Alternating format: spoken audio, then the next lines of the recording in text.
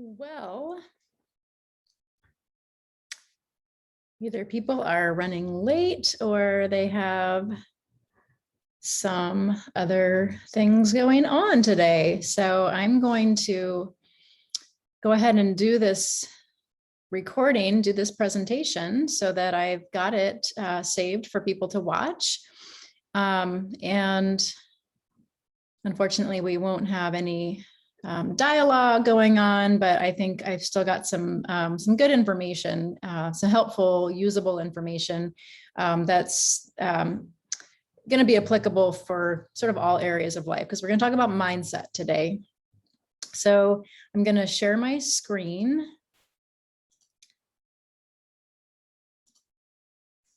And start this presentation. So mindset is obviously such an important part of being successful with any major shift or change in our life. We really have to work on having the right mindset. There's lots and lots of research on this, and people have been putting out lots of books on mindset. It's more than willpower. It really comes down to a shift in our mindset. So this is why this is something I really wanted to address early in our work together. So just a reason why we need to work on mindset and try to shift out of sort of being in a stressed out or fight or flight state. Because when we're under stress, our adrenal glands are kicking out tons of extra cortisol, and it's also putting out DHEA to help deal with the acute stress. And this is an appropriate response. So, we have these very appropriate mechanisms for us to deal with stressful situations, especially if it's a physical stress, if we are physically threatened. We've got these survival mechanisms in place to help us. So adrenaline also kicks out. Adrenaline is secreted to help also increase energy and deal with that immediate acute stressor. But when stress becomes chronic, the adrenals can't keep up. They get overtaxed and they can't keep putting out as much DHEA. And so the DHEA is actually what we really want more of. We want more DHEA. It's a precursor hormone, and it's really high when we're young, and it starts to sort of fall as we get older. And there are supplements you can take to get a little more DHEA on board, and that's really made a big difference for me. But it helps you have get high levels of energy, immune function. It helps with mood. It helps with sleep.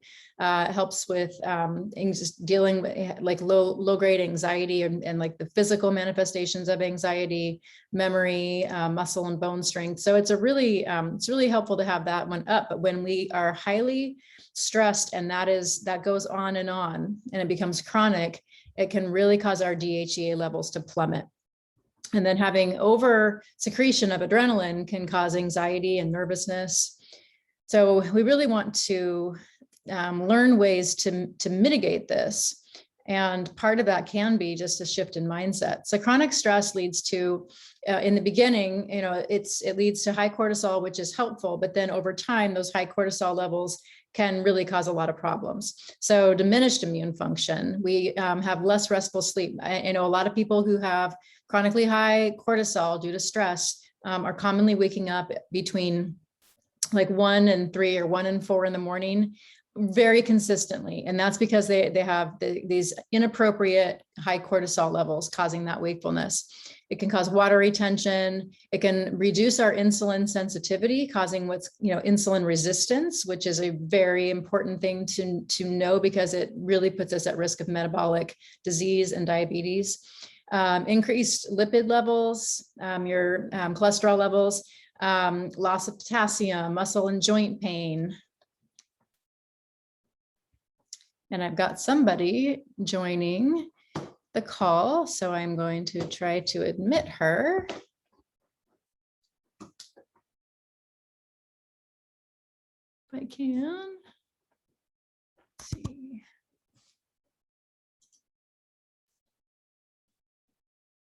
Hi, Kathy, can you hear me?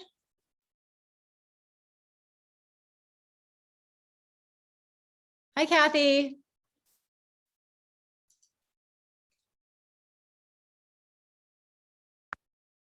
Can you hear me?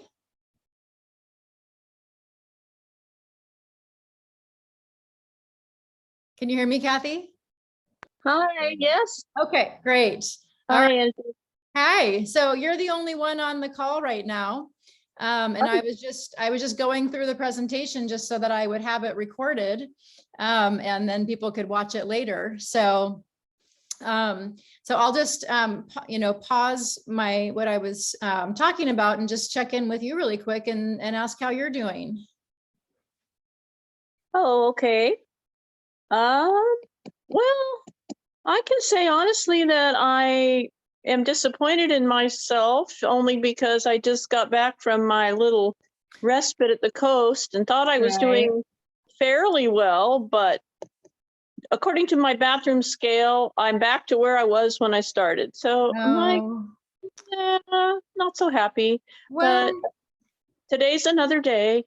Today's another day, and you had said up front you wanted to go and enjoy yourself and enjoy the food and the wine, and that was part of the reason for going, is because of those enjoyments. So Yeah, I think what it is I always feel like I can get by with a little half a glass of wine, and that's all I did. And I think, well, I guess it's all the little things that are a little this and a little of that add up in your body. yeah. I mean, that's so true. And that was really, that was my issue for a long time. I would never overindulge in any one thing, but I would grab little bits here and little bits there all day long. And it's you do it very mindlessly. And that's part of this program, is teaching us to be very deliberate and mindful about when we eat. And that's why we talk about having, the 2 main meals. And if you're going to snack, you want to be very deliberate about it and really make sure that you truly need to snack and that your body truly needs the food. But otherwise, the whole point, one of the main points of this is that very deliberate, use of our food and our meals, and just really eliminating any of that kind of habitual grabbing a little bit of this or a little bit of that, which is so common. And it taught me so much about myself. So today is another day, you're back from your trip. And so you can start to put these things into practice. And this topic today, I think, will be really helpful. This is my favorite class of our whole time together. So it's too bad that we don't have the whole group on, but I'm going to go through it all. And then what I want to do is, when I get closer to the end of the presentation, I want to kind of have it be a little more interactive, and maybe someone else will jump on by then too. Yeah. So do you see my screen? Yes, but I don't have my glasses on, so I really can't read it. Okay, well, that's okay. I'm just gonna go ahead and make my presentation full screen and keep going with what I was talking about. So I'm right in the beginning of this presentation, I'm just sort of creating setting the stage for why it's important to have a shift in mindset, and why why it's important to kind of manage stress and negative thinking. So I'm talking right now about just the connection between high stress and health issues. So we're talking about what happens with chronic stress and high cortisol levels. So I think I was at the point of having, we tend to have more muscle and joint pain. I know a lot of people hold stress in their shoulders or their shoulder blades or their neck, or they'll have like tension headaches.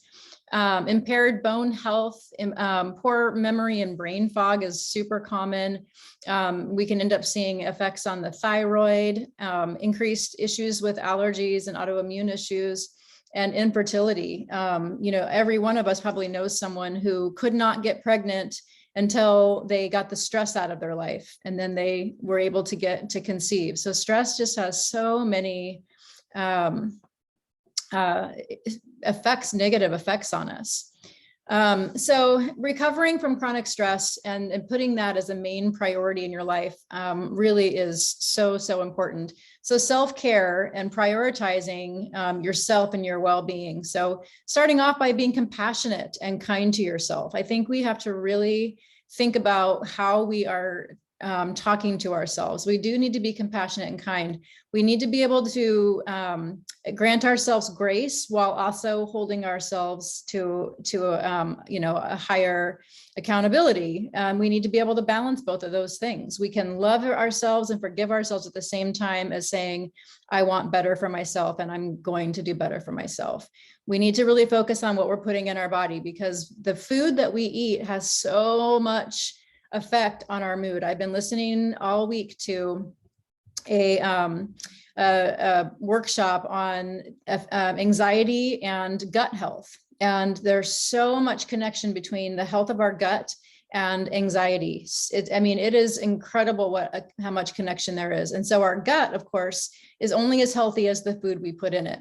So I've been learning a lot about that this week. And we can really see differences in stress, anxiety, and depression by just changing what we put in our body. Sleep is obviously super important. I really encourage people to, be thinking that they bedtime should be between 9 and 10, but no later than 10. Drinking plenty of water, which is just helpful with detox and getting those toxins out of our system. Becoming empowered, informed about your health. So I think it's never been more important to be empowered and informed about your health, and not just putting everything into the hands of a doctor who does not live in your body. We know our bodies better than anyone. And the medical system, there's so many great things about it, but it's not perfect. And so we need to be in our body. We need to be empowered. We need to be advocates.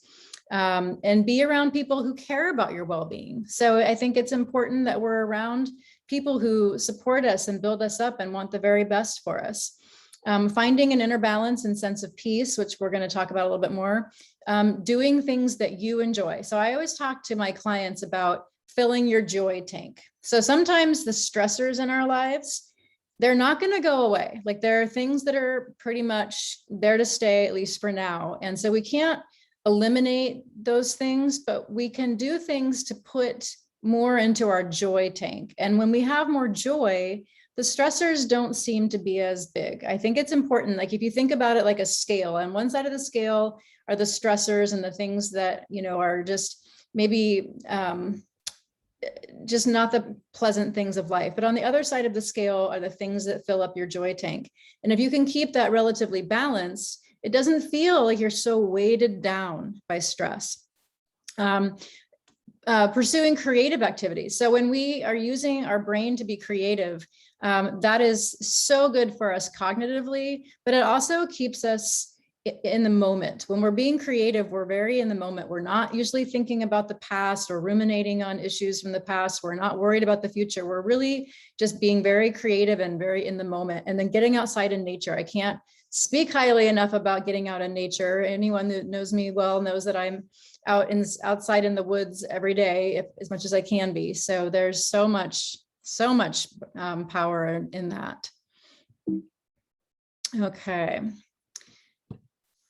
So stressors and ways to kind of handle stressors. So I think it's important just to identify first. Sometimes we can get stressed out by a lot of different things, but it's really just a few key things that really are the bulk of our stress. And it tends to kind of color other things and bleed over. But really, if we look at the main things that are really, really affecting us deep down, it's maybe just a few key things. So I think it's important to first look at what is truly causing you the stress, so that you don't get confused and think that other things that maybe really aren't stressful are. Examining your daily routine. So look at ways that you can bring in stress alleviating activities into your day. Are there ways that you can get outside during the daylight hours and get that direct sunlight? We are solar powered. We need to be outside. We need to get direct light from the sun. Are there just different daily habits that you can start doing that can help alleviate stress? Maybe instead of drinking caffeinated coffee all morning long, you can have 1 cup of caffeinated coffee and then switch to decaf, because caffeine can aggravate stress. And then eliminating things. Are there ways you can eliminate stressors from your life? Sometimes we don't really think about that. We don't really think, oh, I could actually just not do that, or I could actually just not be around that person, or I could actually, just say no to this, this request. Like, I don't have to say yes to everything. So I think sometimes that can be tricky. I know I've worked with people before who, there are people in their lives that kind of hold them and keep them stuck. Like whenever they're around that person, they're just kind of this negative energy vortex, and they don't want my client to do well, because then it makes them feel even worse about themselves. And so they're just kind of this anchor kind of holding the person down. And I think we have to sometimes recognize if there are people like that in our lives that are keeping us stuck. Prioritizing. So figuring out, okay, if you feel overwhelmed, if you feel like there's too many things going on in your day, sometimes it's just our brains are foggy, so we can't really see clearly. And so we need to really prioritize. And there's different ways of doing that. There's, like the ABCD method. There's like the quadrant method, where there's like, what's urgent and important, what's urgent but not really important. And usually that's because somebody else tries to make it important, but it's not really important to you. What's non-urgent but important, and what's non-urgent and not important. So there's that quadrant system of prioritization. And then there's just like the ABCD. So just looking at what truly is going to be like devastating if it doesn't happen right away. Just do that, get it done in the morning, and then it's done. And then listing out things in order of priority. And then practice. So this is basically practicing the things that keep you feeling grounded and calm. So if getting up in the morning and doing 15 minutes of yoga or stretching or meditation helps you start your day feeling calm and in control, then that's what you should do every morning. And that's what I have learned for myself. That's made a huge, huge difference for me. So when I try to do it every day, and sometimes I just get distracted, or if I go for a run, then I forget. But if I can get up and do my yoga in the morning and do it with some kind of like meditation music or mantra, it puts my mind into the perfect like frame for my day. Like I just feel so much more grounded and just focused and clear. And I mean, it's just the best way for me. Some people like to do that before they go to bed. Maybe you could do it both times, but that's a really good practice for me. Reframing. So stress is very subjective. So you might know people who their whole life seems to be chaotic, but yet whenever you're around them, they just seem very calm. They just seem very like everything's gonna be okay, and I know people like that I am interacting with on a very regular basis. And I'm always telling them, like, you have such a great energy. Like you have all of these things going on, but yet you never complain. You're never kind of woe is me. You're always looking at it like, well, like I know someone who their son just got in a car accident and they weren't complaining about having to deal with all the car issues. They were like so thankful that their son was okay. And they never went down that path of complaining about, now we got the stress of dealing with the car and getting a new car and all that. So sometimes I think it's just how the spin that we put on things and learning how to reframe.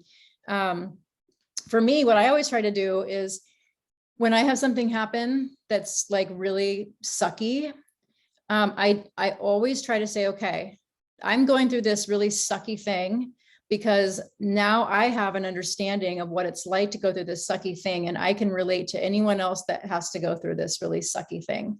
And now I feel like it was a huge learning experience. And anytime I can learn something and grow from it, even if it sucked, I can be thankful that I had that opportunity to learn and grow. And then I will be able to relate to somebody else and help somebody else that's going through it. So, I mean, every time any kind of health issue comes up, I'm just like, okay, I'm going to figure this out. It sucks, but now I've got this experience that will help me with the next person that comes along that goes through this experience. So it can be anything. It can be any kind of, life issue. And when we go through it, we can either see it as I'm a victim, this sucks, and woe is me, or how am I going to learn and grow from this? And then acceptance. So also, this is also so important. This is that my favorite quote is, "That which we resist persists." So meaning, if we don't just accept that something is what it is, and we just keep pushing back against it, I don't want to accept this, I don't want to accept this, we're just creating tension for ourselves that lives in our body. And we'll carry that stress with us as long as we can't just accept what is. So it can be really hard to do that. It can be really hard. But once we get to that place of saying, this is what it is, I accept this, I accept that this is going to be painful. But if I can accept it and experience it, that pain will let up and I will cease to suffer from it. It will be painful, but I won't suffer because I am just accepting it and letting it be, and not just pushing and resisting. So let's see, that one has been a huge one for me. And then sometimes we can alter situations, right? Like sometimes the stress that's going on can be shifted. Sometimes we need to communicate better. Sometimes we need to recognize when a stressor is a stressor because we have not advocated for ourselves. We have not let somebody know what our needs are. We have not stood up for ourselves. We have not maybe taken care of ourselves. And that's why this situation is hard. But if we can communicate better, if we can do some things to alter the situation, then it no longer ceases to be as stressful. So when it says leaving a toxic job or relationship, to me, that's eliminating the stress. That's not changing it. I would say altering it would be, figuring out why your job is toxic and seeing if there's a way to change your job, talking to your boss, talking to a coworker, improving a relationship. So the leaving the job or relationship to me is not altering it. It's actually just eliminating it. But figuring out if maybe there's a way to communicate your needs to make the stressor less stressful. Okay, mindfulness meditation. So I am more and more and more in love with this idea of mindfulness. I feel like this is the key to really truly being present, to really getting the most out of life, and to the highest level of sort of self-awareness and self-growth. I love this. I love mindfulness. It's just basically it's completely being so present with what is going on in the current present moment. So your mind is only going to what is happening in the moment. So whether you're washing dishes, or you're raking the leaves in the yard, or you're in a conversation with somebody, your mind is right there. It's not thinking about the past. It's not thinking about what am I going to say next to this person. It's not dwelling on maybe a conversation that didn't go well. It's very just tuned into exactly what's going on in the moment. And that is such a beautiful place to be, because we cannot live in the past. We cannot live in the future. And when we're totally present, we're just engaging all the senses, and we can only be okay when we're in the present moment. There's no way to be any other way, because if we're not thinking about the past and we're not worried about the future, we're completely 100% okay in the moment. So it's not a religious thing, but for some people it could be if they wanted it to be. So you're observing what's happening in the moment. You're observing your thoughts, but you're not attaching to your thoughts. You're observing them and then letting them sort of pass like clouds in the sky. Benefits of meditation, and it can either be mindfulness meditation or any other form of meditation, but it helps to reduce anxiety and depression.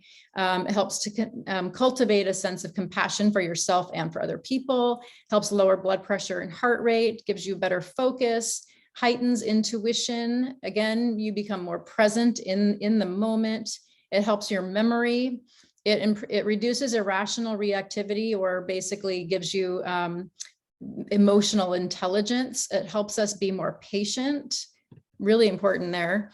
Decreases inflammation, improves creativity. It deepens your connection to yourself and with other people, because when you're truly present with somebody in a conversation, they feel that. Other people know when you're off in la la land. They might not know it consciously, but they feel that energy. They feel that you are not with them. And so when you are truly present with another person, there's a sense that, that they have a sense about that. They can sense that energy. Again, a better emotional intelligence, or just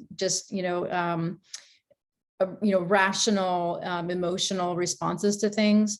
Improved awareness, or expanded self-awareness, expanded awareness of your body and the environment. So again, when this whole program that we're going through, a big part of it is being present in your body and really feeling what your body needs. It is incredible how powerful this is.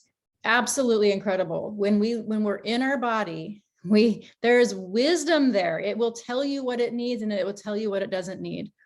Meditation can help with more restful sleep, make you less judgmental especially to yourself, I think, and then improves metabolism, reduces those high cortisol levels, increases your energy, helps you connect deeply with your children. Again, it's back to that relationship thing and being present. I know my son can totally feel it when I'm present with him. He can feel it, and he will spend more time with me when I am present. But when I'm distracted and multitasking and, then he's back in his room. And so I really try to, as much as I can, I just really try to be so present with him so that we have more engagement, because otherwise he could be with me for 5 days and I'll see him for 20 minutes.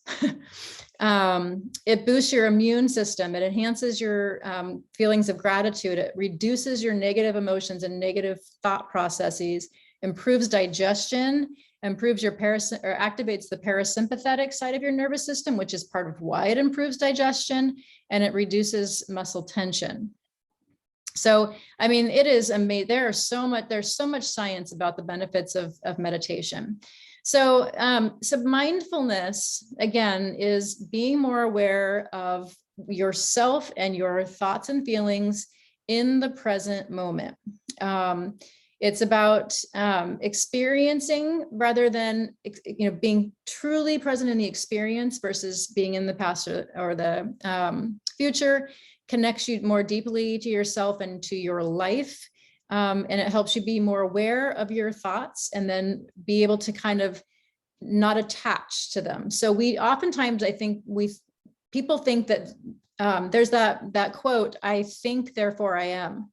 And I don't like that, because it really makes us attached to our thoughts, and our thoughts can be so dysfunctional. They can be so dysfunctional. They can be so judgmental and so just unproductive and not self-serving. So we really have to remember that our thoughts are not who we are, and we can just simply be aware of them and let them go.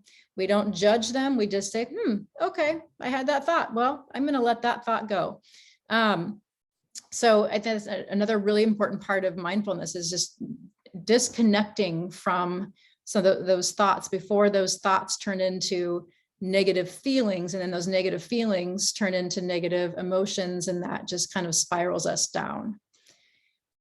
So ways to work on mindfulness. So I love this. I really try to do this all the time, and I'm not perfect. I know my mind goes all over the place, but I really try to do as much as I can in a mindful way. So when you're showering, what does the water feel like on your body? What does your shampoo smell like? What is the sound of the water coming down and hitting the porcelain or the tile in your shower? Engaging all of those senses. When you're washing dishes, again, what does the soap feel like on your hands? What is the smell? I really encourage getting things made with essential oils, like really trying to get natural products that are made with essential oils. Because that can really help you be in the present when you've got those really nice scents, things like lavender and eucalyptus and rosemary and, lemon and lime and grapefruit. Those are all just wonderful scents. When you're driving, notice things, notice a beautiful tree, notice If someone has a really beautiful yard, like just really noticing the things that you're passing when you're cooking. What are you smelling? What are you seeing? What are you hearing? When you're eating, what does it taste like? What does it feel like in your mouth? When you're at work, what does your energy feel like? Can you pay more attention to the tasks? Can you really focus on the conversation you're having with a client or a patient? So all of these things in life, we can do more present. We can be more fully engaged. We can activate all of our senses. When you're with loved ones, are you making eye contact? Are you putting things down and just engaging with that person? Or are you multitasking? Are you have, something in your hand and you're doing something else and I have to work on that a lot with my son. I really don't want him to think that I don't have time for him. He's 18 and he's not going to be in my house much longer. And I need to really remember that. And then for so back to this idea of mindset. So, again, the meditation piece can be so helpful for so many things. And I do think that that's important for mindset. I try to meditate. I do it as part of my yoga in the morning, and then I meditate before I go to sleep. And so I probably get maybe 20 minutes twice a day. And it is a huge part of how I can keep in a positive mindset. So either just, like a sitting or a lying meditation, doing it with a yoga or some kind of movement. You can do mindset work while you're out on a walk. You can do it while you're doing some stretching, Tai Chi. And then I think we need to really catch ourselves if we ever start going down the path of complaining, comparing, criticizing, or saying, why me? I've had clients before where, they come to their session and the first 20 minutes, all they do is complain about how all their friends are eating all this crappy food and they're drinking and they're doing all this stuff and they don't have to deal with thyroid issues. Why do I have to be the one that has thyroid issues? Why do I have to give up all this yummy food that I want to eat? And it's just like, okay, that going down that path is not helping you. It is really not helping you. You can play the victim all day. And what is that going to do for your energy? Like, it's just, you can't keep doing that. It is what it is. You have a thyroid issue. And if you want to be well, then you have to own these steps, take your power back and say, it's more important to me to be well than to eat the crappy food and to drink all night long. And I'm not going to say why me or complain or compare, because my life is my life and their life is their life. And there's no sense in comparing.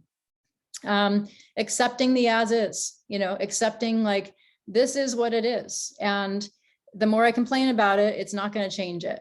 So what can I do to improve my situation and quit looking at, why me instead of somebody else?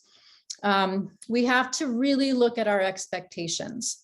So when we create expectations in life, we definitely create opportunities to be disappointed.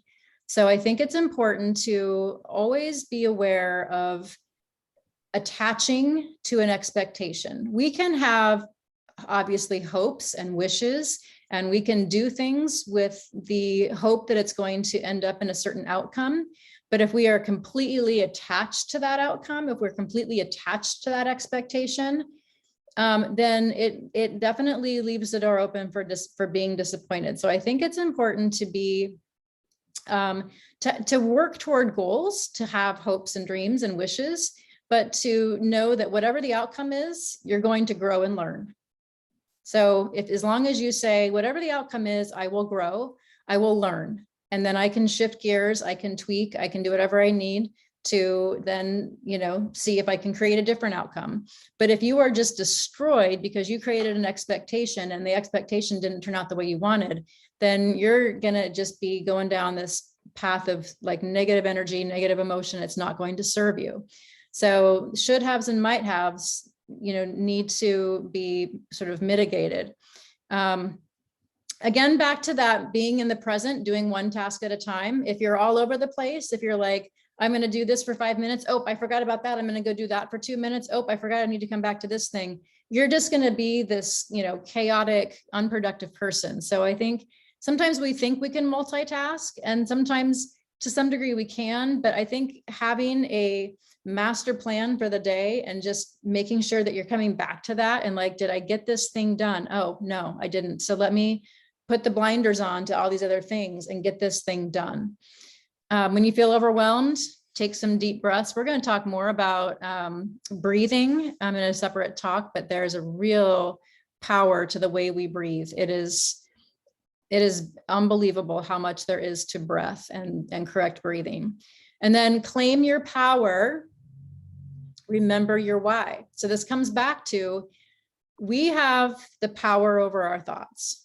We can choose to be empowered and say, I'm doing these things. I choose to do these things and make these choices because I have this goal of better health. And I'm not going to compare myself to another person who lives in a totally different body with a totally different ecosystem, because there is no sense comparing apples to oranges. They can do what they do, and I'm going to do what I do. And I'm not going to feel like a victim, because this is my choice. I have the power to make these choices, and I have the power to think the way I want to think about them. All right. And then I think this is also, this is one thing I've learned a lot in my mentorship, is the importance of surrounding yourself with people who uplift you and keep you moving in the direction you want to move in. We need to be around the people who are exemplifying the life that we want, or the lifestyle, or the habits that we want. And that can be a really hard reality for some people, because they might be the only one of their group of friends that wants to be healthy. And their group of friends are at the bar every night, or they're drinking, a 6-pack of beer every weekend, and they're eating terrible food. And you might have to detach from those people, at least for a while. And you might have to try to make friends with a different group of people. I've heard this quote: we are the sum of the 5 people we spend the most time with. Something like that. I know I didn't say it right, but it's something like that. Like, if we want to be a different person, then we might need to hang around different people. And you definitely need to be around people who uplift you, support you, want the best for you, want you to be your best self. Surround yourself with positivity. I get so much out of podcasts. I am constantly listening to podcasts. For me, it's a lot about business development and just sort of manifesting your life and your business, and inspiring me to keep pushing forward to make this work. And I need that. I live for the people who want to motivate and inspire me. And so a lot of podcasts, I've got tons of books that I read, and it's all about this kind of stuff. So, finding, and even just like funny, like something funny that makes you laugh.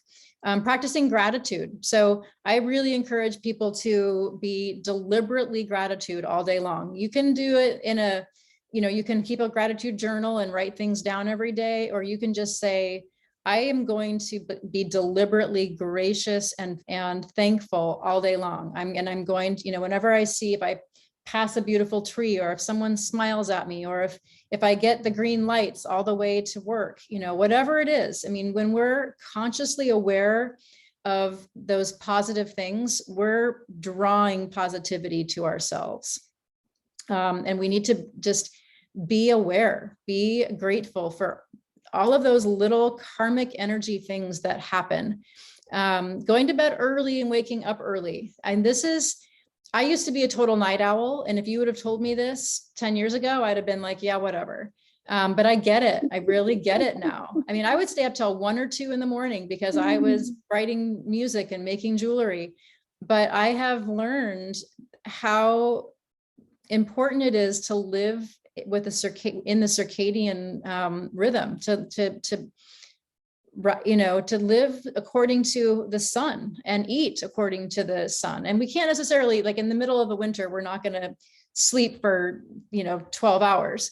But getting as close as we can to being in sync with the natural circadian rhythm and going to bed early really is helpful for getting deep sleep.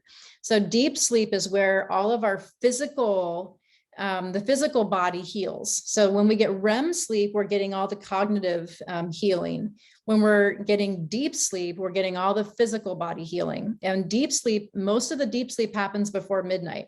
So if you're going to bed at 10:30, you're really minimizing the window of time for you to get the deep type of sleep, which is really important for physical health. Eating consciously. So I talked about this earlier, with you, Kathy, and I was, very much the same way. I was very much a snacker, and I would just kind of have things out and just grab things here and there. And I've really changed that. So now I'm very deliberate. If I'm having something to eat when it's not mealtime, I'm very deliberate about it, and I'm not doing it absentmindedly. And I keep track of a lot of different metrics, so I know if I'm getting off with that. Staying in the moment, again, when you're in the moment, you're really aware of what your needs are. When your mind is off in la la land, that's when we can get in trouble with, the mindless snacking and so forth. And then going for nature walks, again, getting outside. I can't say enough about the importance of outdoor therapy. That's the last slide. So I'd like to just kind of have a little bit of dialogue, Kathy, if you're kind of willing to share sort of your takeaways from this and some things that that have helped you in the past, or some things that you think you could work on. Oh gosh, yeah, everything that you've mentioned are things that I've thought about at a certain time or worked on or engaged in, but have lost sight of things. It's pretty inspiring to hear. Kind of, for me, having lived a lot of years, and often when I wasn't in a busy mode in life, kind of like what you were saying, raising your son, or when I was raising my kids, I was so fully engulfed in my work and my, things I had to do that were not based in self-care at all. I mean, and partly because of the phase of life, you're focused on others and the kids. But now I have more time, and even though I do, I find that I don't always do the things I know to do for myself. Be it just thinking, oh, I don't feel like that today, or, just not the practice of being committed is something that I keep being called back to. Okay. I don't seem to be very good at that. I'm not judging myself. I'm just observing. I seem to be like, I'll acknowledge I need to do something, and then I don't do it. And I have higher aspirations, but the follow through for me is the challenge. So when was the last time that you felt the most like yourself, like the most alive and the most healthy and the most Kathy? Oh, it usually is when I'm involved with something that I love to do, and with people who I feel care for me, and vice versa, that there's a mutual understanding of one another and respect, and just enjoy being together. So I would say I get a little bit of one of those from certain activities, and then other from being around certain people in my life. Okay. And so you said something earlier about, I don't seem to be very good at that. And you weren't judging yourself, just making an observation. And so what I would have you do whenever you are making an observation and saying I don't seem to be very good at the follow through, always attach a one word to the end of that. And that one word is yet. I don't seem to be very good at that yet, but I Mhm. am learning and I am growing and I am observing. And so I love that word yet, because it just, it leaves the door open for so much to come. And it just, it has an energy to it, you know, that, I mean, and words mean so much. The words that we use, even if they're not spoken out loud, the words that we use that are part of our thoughts have so much power. And so I think it's just really important to really incorporate certain words that have a really positive and empowering energy to them. So so that's one thing I would encourage for everybody to do, is just to think about, okay, you know, what am I working on? I might not be a master of it. I might just be in the very baby step phase, but I'm just not there yet. So that's one thing I wanted to say. Let's see, there was another thing I wanted to expand on. Oh, and speak of the devil, there's my son. Hey, buddy. Hi, son. Let's see. So back to, oh gosh, what am I trying to remember?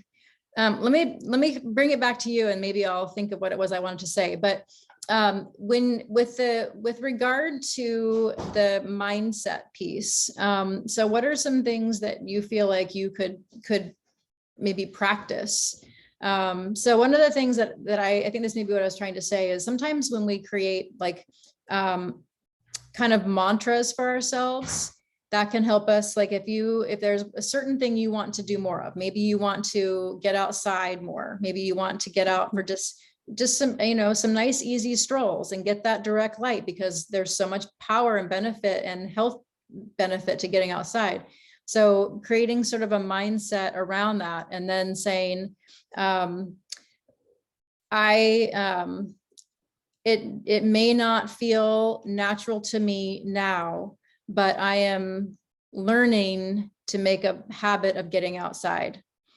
So you're acknowledging that it's not something that you're good at yet, but you're learning, and just kind of keeping that door open. So it's just this, it's like you're kind of planting the seed, and then you keep watering that seed by saying, I may not be good at it yet, but I am learning to, you know, create outdoor, getting outside as a part of my lifestyle. And everything starts from thought.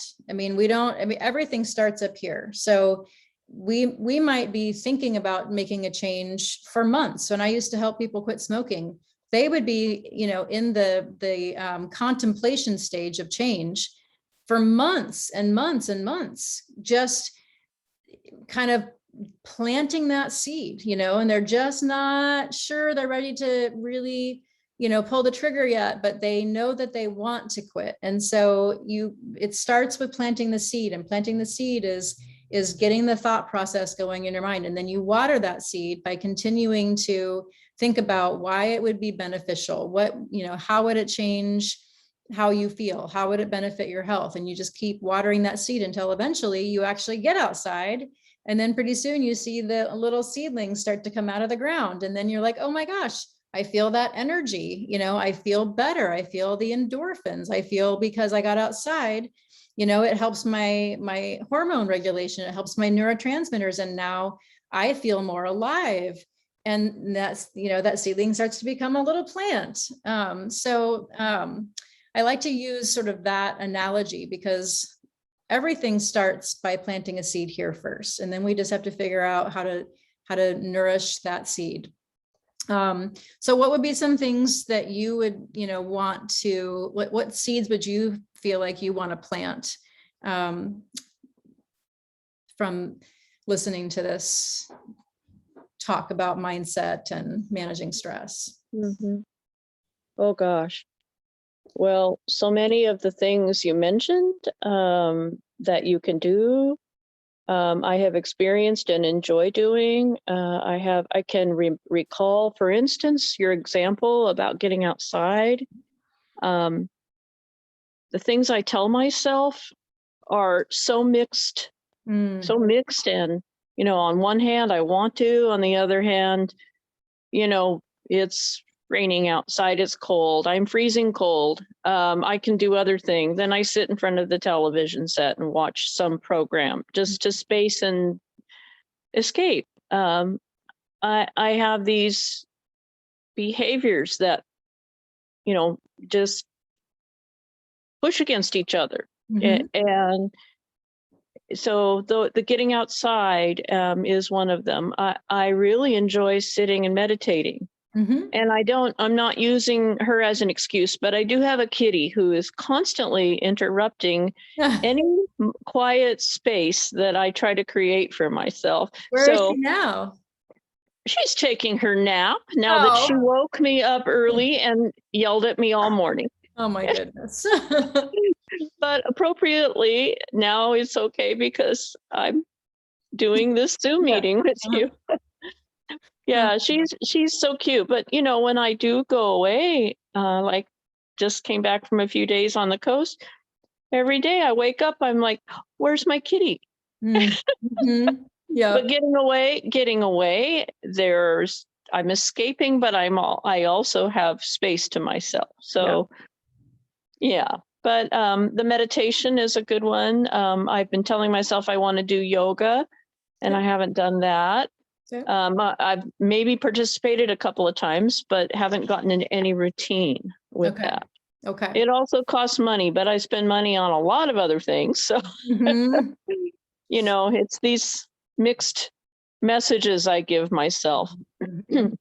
Yeah. So, I mean, this is where the mindset practice, I think, can be really, really helpful. So it's going to have to be kind of a deliberate thing. And maybe, each morning, you might spend some time in maybe a little more of a thoughtful meditation of, how do I want to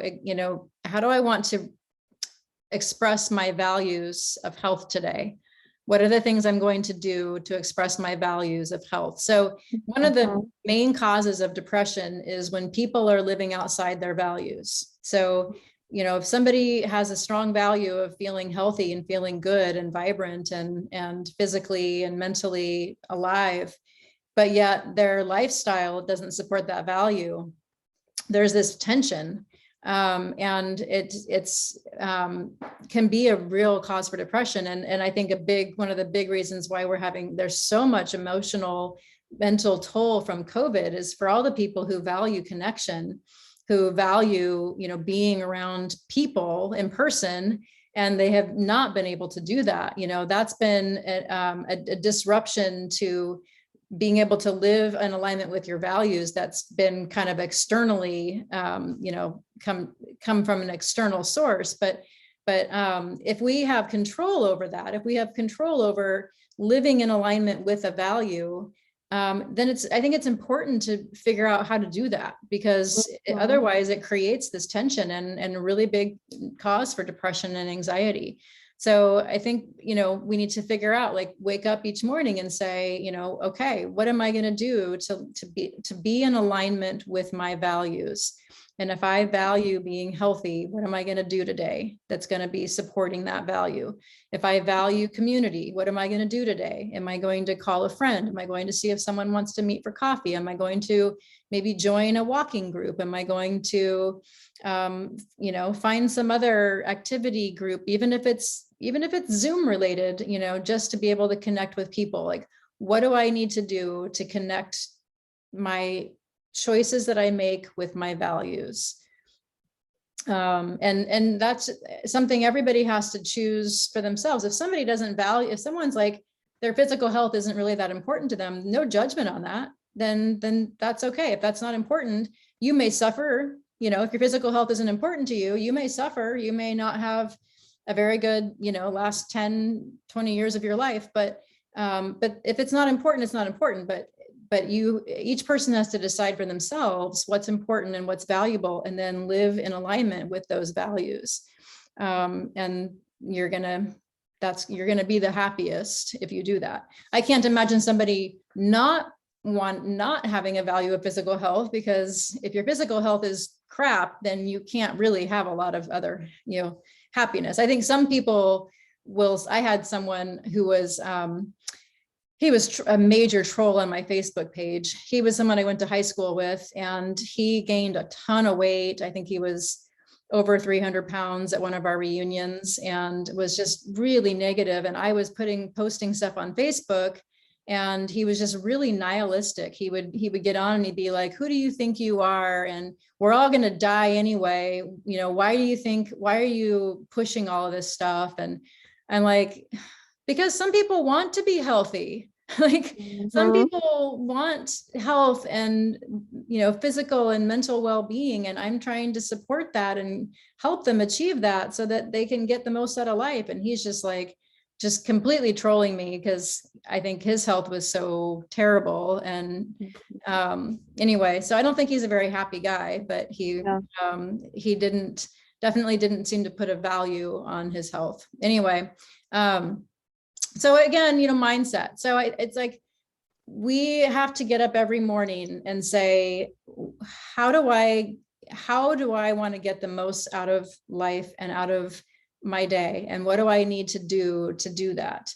And think about sometimes I think it's helpful to say, okay, if I were to achieve my very best in life and in my health, and if I were to achieve that, say in 6 months from now, and I feel so good, I feel so energetic, I feel strong, I feel positive, I'm happy, my life is working the way I want it to work.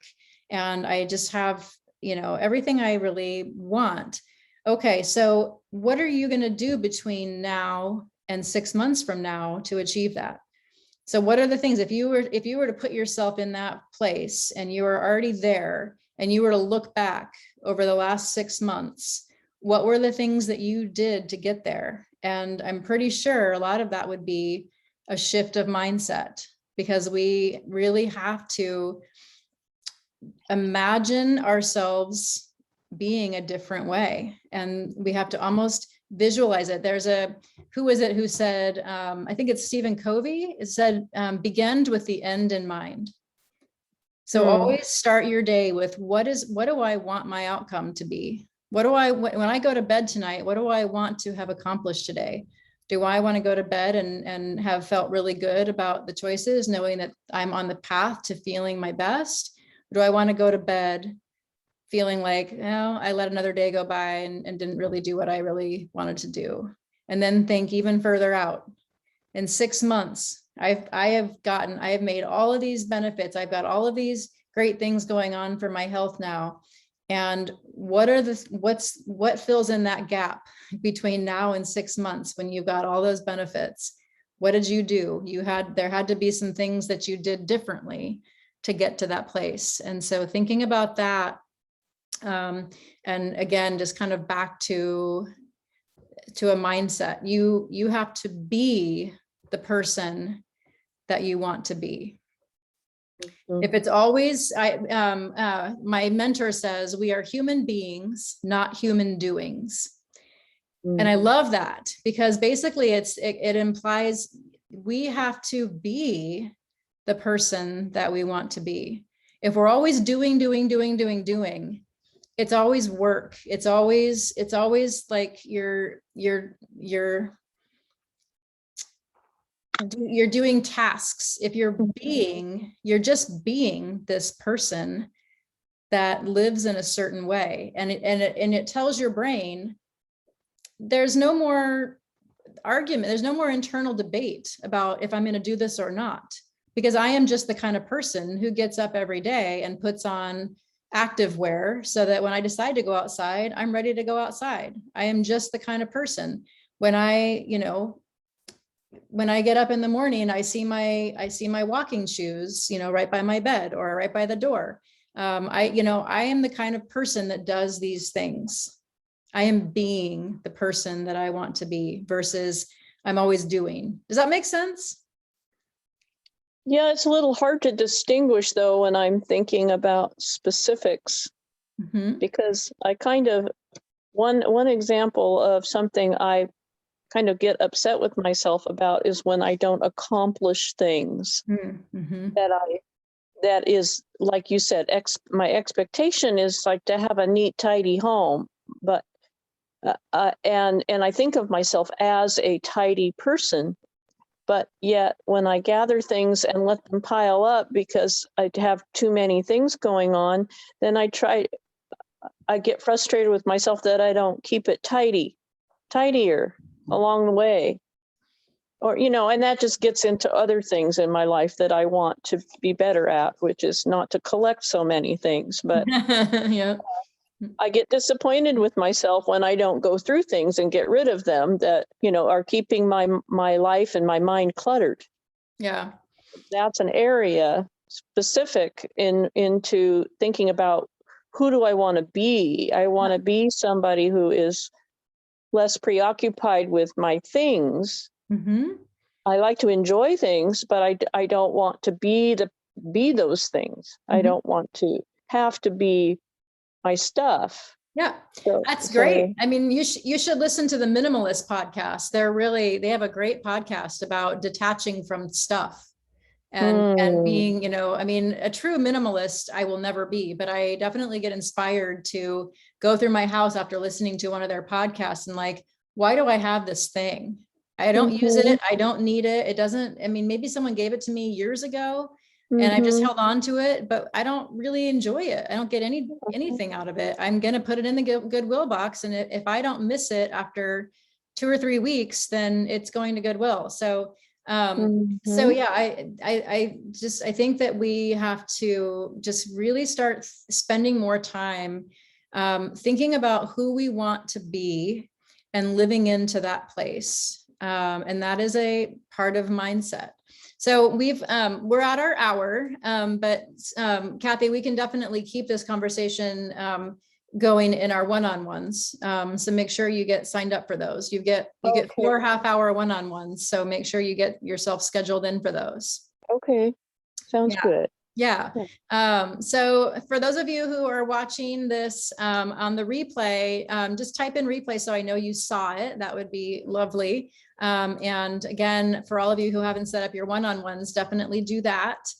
And next week, I think we're going to talk about breath work. So that's a really good one too. That one has also made a big difference in my life. So with that, I will go ahead and end our presentation for today, and we'll be in touch. Have a good weekend, everybody. Thanks, Angie. Bye-bye.